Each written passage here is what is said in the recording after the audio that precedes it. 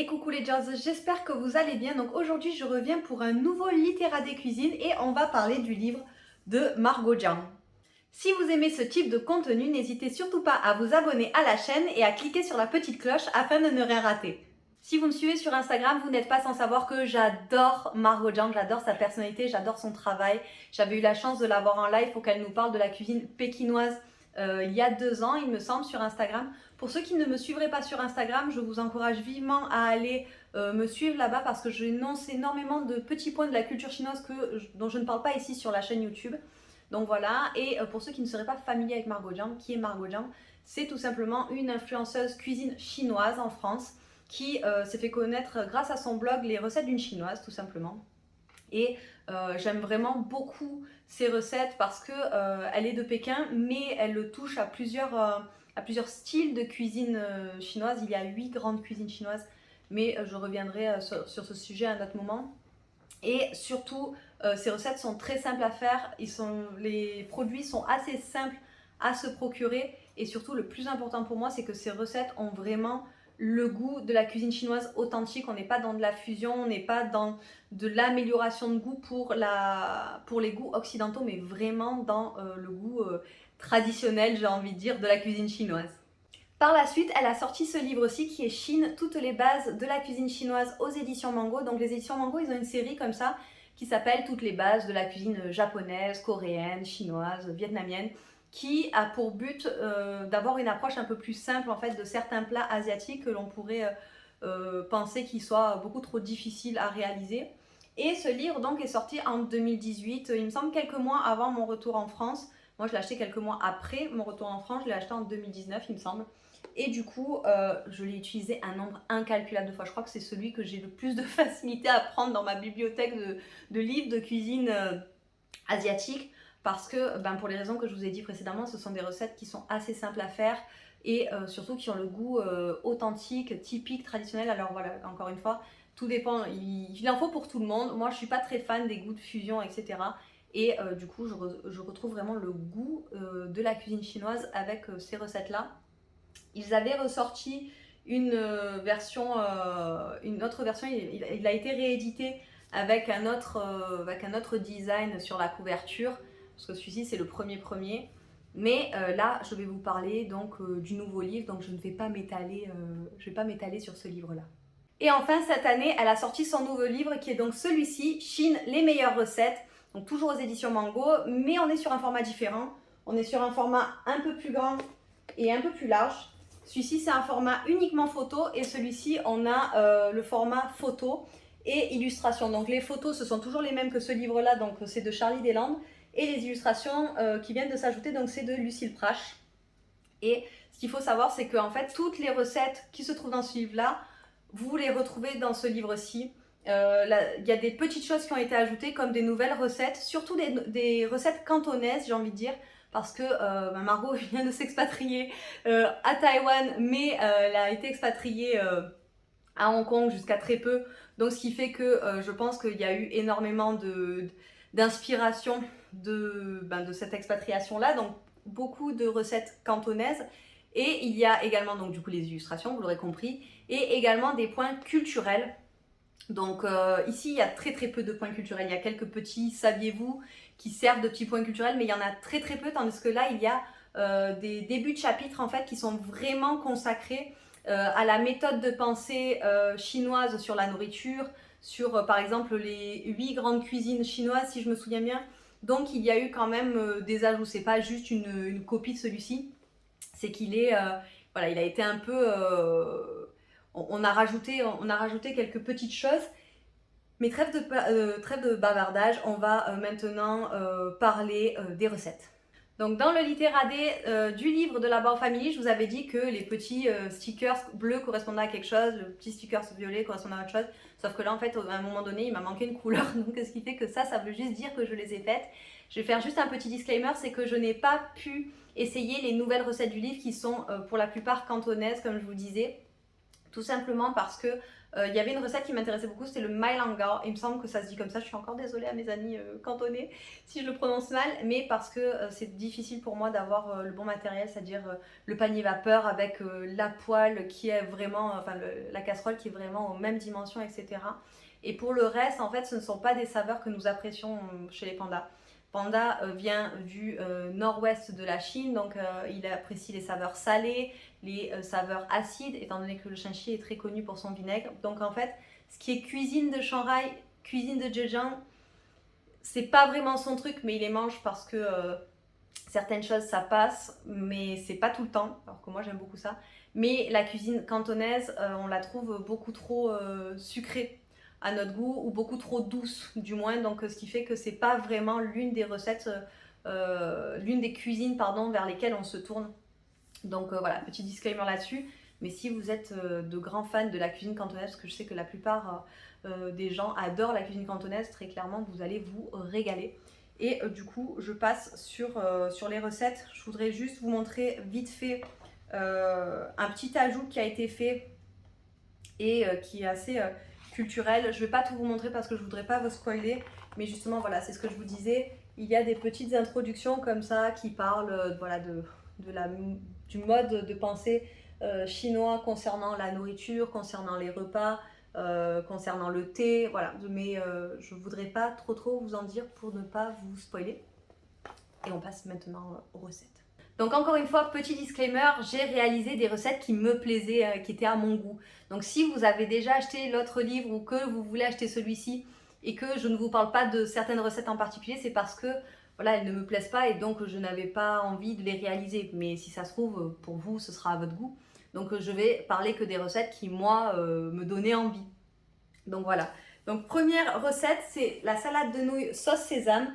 Et encore une fois, un petit changement comparé à l'autre livre, c'est ceci. Donc là, on est en caractère traditionnel, alors que dans l'autre livre, on était en caractère simplifié. Donc ça, pareil, je pense que c'est dû aussi à l'expatriation de Margot à Hong Kong. Bon, si ça se trouve, je me foire complètement.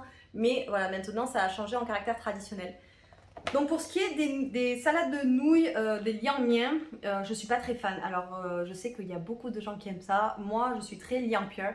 Donc les liang pure, c'est pareil, c'est une salade de nouilles qui viennent du Shanxi. Et sauf qu'en fait, au lieu d'être fait avec, c'est toujours fait avec la farine de blé, mais au lieu d'être fait avec la pâte comme on la connaît, en fait, c'est fait, on a enlevé le gluten de la pâte, ce qui fait que ça fait des nouilles très spéciales. Et ça, j'adore. Je trouve que ça se mélange super bien avec la sauce sésame. Mais les liang mian, j'y arrive pas. Donc la recette était bonne. Je dis pas que j'en mangerai tout le temps. Je sais qu'il y en a certains qui adorent ça. Mais la recette était bonne, mais je la referai pas parce que c'est pas vraiment mon dada. Mais c'est une recette qui se tente sans hésitation. Donc là, on a également celle que j'ai faite. Ce sont les galettes au ciboule, donc Tsong Bing. Et clairement, c'est l'une de mes recettes préférées de Margot parce que c'est rapide à faire, c'est très simple et franchement, c'est une recette qui est inratable. Je sais que c'est l'une de mes préférées pour réaliser des Tsong Bing. Donc voilà, je vous conseille vraiment cette recette-là de Margot. Il me semble qu'on peut la trouver aussi sur son site internet, mais voilà, ça c'est vraiment genre l'une des recettes qui fait partie vraiment maintenant de la maison Panda. Je la reproduis pas très souvent, mais quand je la reproduis, la plupart du temps, je choisis la recette à Margot. Pour ce qui est de la troisième, donc les liserons d'eau sautés, moi j'aime beaucoup les liserons d'eau. Voilà, ça s'appelle Conshinsai, donc le légume avec le cœur, voilà, c'est vide. Et j'aime beaucoup, voilà, comme je vous dis, j'aime beaucoup les Conshinsai. Mais là, c'est une recette qui est très simple, efficace, voilà, qui peut s'accompagner avec tout. Le problème, c'est de trouver des liserons d'eau et selon que vous habitez en France, c'est assez difficile de trouver des liserons d'eau. Mais si vous arrivez à en trouver, c'est une bonne recette à essayer. Ensuite, ma recette préférée, alors celle-là, c'est vraiment... Ce sont les aubergines sautées à la sauce soja, donc c'est le Hongsha Qiezi. Et ça, c'est genre... C'est pas ma recette, mais c'est ma recette ici dans la famille Panda. C'est genre la recette que j'utilise tout le temps pour faire Qiezi. Et franchement, cette recette-là, je la fais vraiment 4 à 5 fois par mois. si ce n'est plus, parce que je l'adore. Vraiment, il n'y a pas besoin de 10 000 produits pour la faire. D'ailleurs, j'avais testé les aubergines ronchard de la Bao Family et celle de Margot. Franchement, à 1 million de pourcents, je préfère la recette à Margot, qui est beaucoup plus bonne, beaucoup plus délicieuse. Bref, j'adore cette recette et c'est devenu genre, vraiment un incontournable de la famille Panda, même si encore une fois, ce n'est pas ma recette. Je ne peux que vous la conseiller. Pareil, un grand classique de la famille Panda maintenant, c'est le poulet sauté au poivre de Sichuan, donc Gongbao Jilin. Et pareil, c'est l'incontournable de la famille Panda, cette recette. Alors là, je me suis un peu calmée parce qu'à un moment donné, quand on en mange 4 à 5 fois par mois, ça fait un peu beaucoup. Même à quel point on aime le Gongbao Jilin. Mais vraiment, je la faisais très souvent. D'ailleurs, c'est cette recette qui m'a fait aimer le Gongbao Jilin, parce que quand j'étais en Chine, on me disait oui, franchement, il faut que tu goûtes le Gongbao Jilin et tout. Et moi, j'étais persuadée que c'était épicé parce que ça vient de Sichuan du coup. Et j'ai jamais voulu le goûter. Et Panda m'avait dit de tester cette recette-là. Et franchement, pourquoi j'ai pas testé avant? Mais franchement, cette recette, elle est juste. Déjà, elle est super simple. Elle est vraiment. N'importe qui peut la tester. Et elle est super bonne. Donc voilà, un autre incontournable de la famille Panda parmi les recettes de Margot. Alors là, on passe sur complètement autre chose. C'est le poulet aux 3 tasses, donc sans beiji. Et je ne sais pas pourquoi cette recette, je la foire tout le temps. Alors je pense que c'est moi, parce qu'à chaque fois que j'en parle avec des gens, ils savent très bien la faire. Mais je ne sais pas pourquoi. Soit ma sauce a un goût de brûlé, parce que je brûle le poulet, soit je sais pas. Elle finit, je sais pas, j'arrive pas à la faire. J'ai essayé 3 fois et au bout de la 3e fois, je me suis dit faut arrêter le massacre, faut arrêter. Et donc du coup, je pense que c'est une très bonne recette parce que je sais qu'il y a énormément de personnes qui aiment le sambeiji.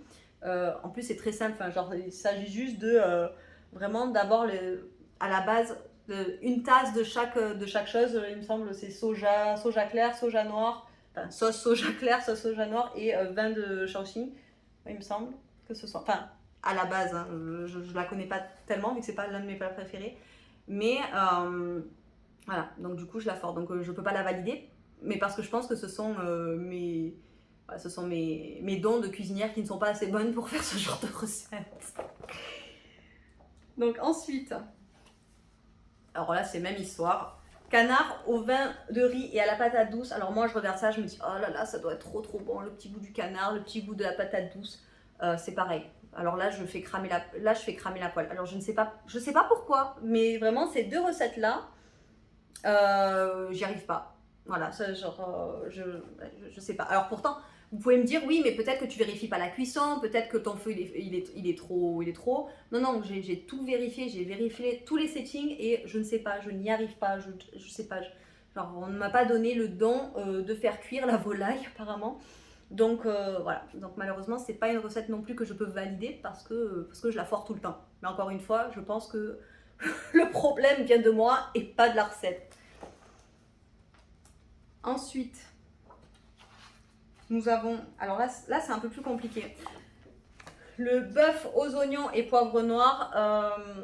Moi, je fais des intolérances aux oignons, donc ce qui fait que je peux pas vraiment profiter de la recette à 3000%. C'est-à-dire qu'à un moment donné, c'est soit je fais le bœuf aux oignons, mais j'enlève tous les oignons, donc en fait, c'est du bœuf saveur oignon. Soit je le change avec de l'oignon vert parce que je sais pas pourquoi. L'oignon vert, ça passe beaucoup mieux que l'oignon normal. Donc peut-être qu'il y a une raison à cela et vous allez peut-être me la dire, mais du coup, l'oignon vert, ça a un goût d'oignon, mais c'est pas vraiment la même chose. Donc ça fait que je pense que ça a pas le même goût et des fois, quand je fais juste infuser avec vite fait avec les oignons, ça perd un peu sa saveur. Donc bien évidemment, je garde les oignons pour que Panda puisse la manger avec les oignons. Hein. Mais du coup, moi, c'est bon, mais je pense pas pouvoir profiter du plat de manière optimum sans les oignons. Mais je sais que ça, c'est un grand classique de la cuisine chinoise qui est apprécié par beaucoup de gens. Donc voilà, je pense que c'est une recette qui pourrait vous plaire. Ensuite, nous avons... ça aussi, là, je me suis un peu arrêtée, mais celle-là, je la faisais très souvent aussi. C'est le filet mignon de porc sauce aigre douce, donc Tansu Lidi. Et c'est tellement bon quand c'est bien réalisé parce que c'est bien croustillant en même temps avec la petite sauce aigre douce. Genre, à un moment donné, je la faisais vraiment très souvent. Et je me suis arrêtée parce que le filet mignon coûte assez cher après à un moment donné. Parce que je la faisais au moins une fois toutes les 2 semaines. Et c'est surtout qu'à un moment donné, comme je vous ai dit, Panda, les saveurs douces, sucrées, ça va un instant. Mais après, c'est pas sa cuisine préférée. On va dire que lui, sa cuisine préférée, c'est Xinjiang, Dongbei, Mongolie intérieure, c'est-à-dire tout ce qui vient du nord et qui a des saveurs salées, de la viande d'agneau, etc. Plutôt ce style-là.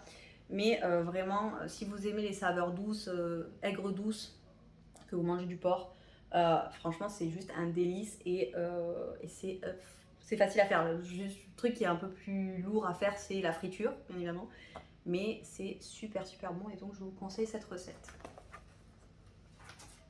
Ensuite, qu'est-ce que nous avons? Ah ouais. L'un de mes plats préférés chinois, c'est le hongshao, donc le porc caramélisé hongshao qu'on a tendance à appeler porc au caramel, sauf que oui, en effet, il y a un petit caramel qui est fait, mais en fait, on n'appelle pas ça du porc au caramel et ça n'a absolument rien à voir avec le porc au caramel auquel on a l'habitude. Et je l'adore. Je l'adore. Cette recette, je l'adore. J'adore le hongshao. Donc forcément, pour moi, c'est tout bon. Alors maintenant, je fais beaucoup plus celle de The Walk of Life parce que, je sais pas, je trouve qu'il y a une saveur un peu plus sucrée. Là, on est sur du moyennement sucré. Après, je pense qu'il est possible de rajouter du sucre ou quoi. Mais du coup, j'aime beaucoup la recette de The Walk of Life. Mais franchement, les deux se valent, hein, les deux sont très bonnes. Après, c'est juste un aspect un peu tatillon de ma personnalité, de chercher toujours qui c'est qui fait la meilleure recette. Mais franchement, cette recette de Margot Jiang, elle est juste pareille, elle est juste inratable et vous pouvez vraiment, aller les yeux fermés pour la reproduire. Ah. Donc là, c'est porc mouchou aux fleurs de lys, donc mouchouro. Alors moi, je l'avais reproduite juste parce que ça s'appelle mouchou et que mon chat s'appelle mouchou, même si ça utilise les mêmes caractères. Mais, enfin, c'est pas mouchou, c'est mouchuro à la base, hein, en chinois.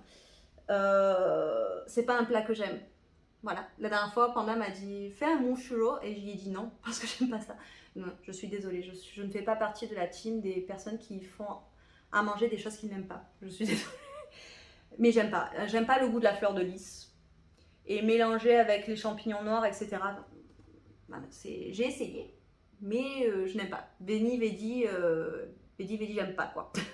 Donc du coup, voilà, je sais que c'est aussi un plat très apprécié de la cuisine chinoise, mais moi je passe mon tour. Donc je reviens parce qu'il y a eu une petite coupure. Donc avant-dernière recette, le bar à la vapeur. Donc pareil, un grand classique de la cuisine chinoise, notamment lors des célébrations comme le Nouvel An chinois. Pareil, la recette de Margot, c'est la recette qui est inratable. Mais je préfère une autre recette parce que là, en fait, pour la version de Margot, il y a uniquement de la sauce soja claire, du vin Shaoxing et c'est tout en ce qui concerne la sauce. Tandis que maintenant, celle que j'utilise utilise de la sauce huître pour avoir ce goût umami, comme on l'appelle maintenant. Mais si par exemple, vous n'aimez pas le goût de la sauce huître, qui est peut-être un peu trop prononcé à votre goût, je pense que celui-ci, vous allez préférer cette recette-là parce que le goût est beaucoup plus fin et beaucoup moins chargé en fait en saveur. On a plus le goût de... Voilà, la sauce soja claire va donner un petit goût au poisson, mais on garde quand même voilà, tout le goût du poisson, tandis que quand on rajoute par exemple la sauce huître a un goût tellement prononcé que on peut perdre le goût de la matière première. Donc voilà, donc je sais que avant d'utiliser avec l'umami, avec la sauce huître, j'utilisais cette recette là et je pense qu'elle peut convenir voilà, à toutes les personnes qui n'aiment pas trop quand il y a trop de sauce, il y a trop de goût, donc je pense que ça peut être une bonne alternative. Et enfin la dernière, ce sont les Saint-Jacques à la vapeur et vermicelle. Donc ça c'est vraiment un plat que l'on adore avec Panda. Enfin, ça c'est vraiment un truc qui nous rappelle la Chine. Enfin, les petits moments où on allait au restaurant le soir, où on allait au restaurant de barbecue et qu'on nous faisait les huîtres grillées, les noix de Saint-Jacques et tout. Enfin, ça fait vraiment partie de nos souvenirs un peu un peu nostalgique. Et c'est un plat que l'on adore. Alors malheureusement en France, les noix de Saint-Jacques, elles coûtent un peu plus cher qu'en Chine. Mais vraiment, si vous aimez la noix de Saint-Jacques et que vous n'avez jamais testé cette recette, franchement, je vous la conseille. Par contre, non, là non plus, elle l'utilise pas. Parce que c'est vrai que des fois, on l'utilise avec la sauce huître pour donner encore un goût plus prononcé à la noix de Saint-Jacques. Si vous aimez la noix de Saint-Jacques et que vous n'avez jamais encore utilisé cette méthode-là avec voilà, les petits vermicelles de haricots mongo et tout, franchement, je vous conseille de la tester parce que je pense que vous allez l'adorer. Enfin, nous, c'est dès qu'on a la possibilité d'avoir des noix de Saint-Jacques, on le fait parce qu'on adore ça. Bon, malheureusement, on prend vite le goût parce qu'en Chine, il est simple d'en avoir plusieurs. Mais c'est vrai que à chaque fois qu'on peut en prendre, allez, 3 chacun, on se régale parce que c'est genre, je crois que c'est l'une des meilleures recettes de la cuisine chinoise. Tant c'est bon quoi. Enfin, entre ça et l'huître grillée, c'est vraiment des souvenirs de Chine qui nous tiennent beaucoup à cœur. Et voilà pour ce qui est des recettes que j'ai testées et de ce que j'en ai pensé. Alors maintenant, je vais vous dire ce que je pense des 2 livres. Donc, sachant que lorsque j'avais vu sur Instagram que Margot écrivait un 2e livre, j'y avais dit à quel point j'avais hâte et elle m'avait déjà informé du fait que ce n'était pas un 2e nouveau livre et que ça allait être en fait que les recettes du 1er livre allaient être dans ce livre-là et qu'il y allait avoir quelques ajouts de recettes et également les illustrations et les points culturels. Donc en fait, je l'ai acheté en connaissance de cause. La raison pour laquelle je l'ai acheté, c'est surtout parce que je voulais soutenir Margot. Comme je vous l'ai dit, il y avait une 2e édition de ce livre-là que je n'ai pas acheté parce qu'il y avait juste la couverture qui changeait. Mais là, voilà, il y avait quelques petits ajouts qui avaient été faits et pour moi, en fait, c'était ma manière de soutenir le travail de Margot en achetant donc ce livre-là, même si en fait on retrouve tout du 1er livre et que voilà, il y a quelques petites notions de culture chinoise qui me plaisent, mais voilà, c'était pour moi la manière de soutenir Margot. Si, auquel cas, vous n'avez aucun des 2 livres, je vous conseille vraiment d'acheter ce livre-là parce que c'est l'un des meilleurs livres de cuisine chinoise en français. Alors, il y en a très peu, il me semble qu'il y en a un d'Hélène Lam, il y a celui Les recettes de Pandarou qui était édité à l'époque à Urban China, mais moi, j'avais pas trop aimé les recettes, j'avais surtout aimé les illustrations. Et voilà, j'en connais pas d'autres, si vous en connaissez d'autres, n'hésitez pas à me le faire savoir. Mais vraiment, c'est l'un des livres à avoir parce que comme je vous disais, franchement, il y a des recettes pour tous les goûts, pour le poisson, pour le végétarien, pour les pâtes, etc. Bref, il y a vraiment de quoi faire. Et surtout, ce sont des recettes simples et qui sont inratables et qui ont vraiment un goût que vous pouvez retrouver en Chine. C'est pas un goût qui a été remixé pour le palais occidental, si je peux dire ça comme ça. Donc vraiment, je vous conseille de l'acheter si vous n'avez aucun des 2 livres. Si vous avez le 1er livre, de ce côté-là, si vous avez le 1er livre, mais que vous aimez la cuisine cantonaise et que vous aimez la culture chinoise, que vous aimez les petits points culturels, alors dans ces cas-là, je vous conseille d'acheter ce 2e livre pour avoir les recettes en cantonais, pour avoir aussi la beauté des illustrations et aussi pour avoir les petits points culturels qui sont quand même plutôt sympas. Donc voilà. D'ailleurs, je ne sais même pas si celui-ci il sera toujours édité. Il me semble que plus tard, à l'avenir, il n'y aura que celui-là qui sera édité, il me semble, je ne suis pas très sûre. Bref, si vous êtes un grand fan d'illustration, vous pouvez toujours acheter celui-ci pour pouvoir profiter des illustrations. Si vous n'êtes pas un grand fan de la cuisine cantonaise et que pour vous, avoir des petits points culturels, ça n'est pas intéressant pour vous et que vous avez déjà ce 1er livre, soit alors n'achetez pas celui-là et restez-en au 1er livre parce qu'au final, voilà, vous retrouverez la même chose et peut-être que vous aurez moins d'intérêt à acheter celui-là. Donc en fait, je suis un peu partagée, tout dépend en fait de ce que vous en pensez, de vos goûts, etc. En soi, c'est pas très grave d'avoir celui-là et de ne pas acheter celui-là. Mais voilà, comme je vous l'ai dit, tout dépend si vous aimez la cuisine cantonaise que vous voulez tester, que vous aimez la culture chinoise et que vous voulez avoir quelques petits points culturels, si vous aimez les illustrations, si vous êtes un grand fan comme moi de Margot et que pour vous, vous voulez soutenir son travail en achetant ce 2e livre-là. Du coup, ça ferait sens. Mais si pour vous, juste un seul livre de cuisine vous suffit et que vous ne voulez pas vous retrouver, parce que c'est vraiment la majeure partie des recettes qui sont du premier livre qui sont dans ce livre-là, soit vaut mieux rester sur ce premier livre. Donc du coup, vous avez le choix, soit d'acheter le deuxième livre, soit de rester avec le premier, mais en tout cas, quoi qu'il en soit, je vous conseille vraiment, si vous ne les avez pas, d'en avoir au moins l'un ou l'autre. Je ne sais pas si auquel cas vous ne voulez pas acheter celui-là, parce que celui-ci, il coûtait 15 € et celui-ci coûte 24,95 €. Donc il y a peut-être aussi une différence de prix qui, selon votre budget, pourrait vous faire changer d'avis, mais peut-être que celui-ci, vous pouvez le trouver sur Momox, sur Guibert, etc., sur tous les sites d'occasion. Mais en tout cas, sachez que vous avez la possibilité de choisir, d'avoir soit les deux si vous avez celui-là, soit d'en avoir qu'un. Et voilà les Jards, c'est tout pour ce littéradé sur les livres de Margot Jiang. J'espère que vous aurez apprécié la vidéo et que vous aurez appris quelques petites choses et qu'avec un peu de chance, ça vous aura donné envie vous aussi de cuisiner. Si vous avez déjà essayé des recettes de Margot, n'hésitez surtout pas à me dire en bas lesquelles vous avez essayé et n'hésitez surtout pas à me dire surtout si vous connaissez le blog de Margot en bas en commentaire. Si vous avez aimé cette vidéo, n'hésitez surtout pas à me mettre un petit like, ça me fera super plaisir. Si vous avez vraiment aimé la vidéo, n'hésitez surtout pas à la partager avec vos amis pour leur faire découvrir plus de culture chinoise. Sur ce les Jards, je vous souhaite une belle journée, à très bientôt pour une nouvelle vidéo et en attendant prenez soin de vous. Bye bye!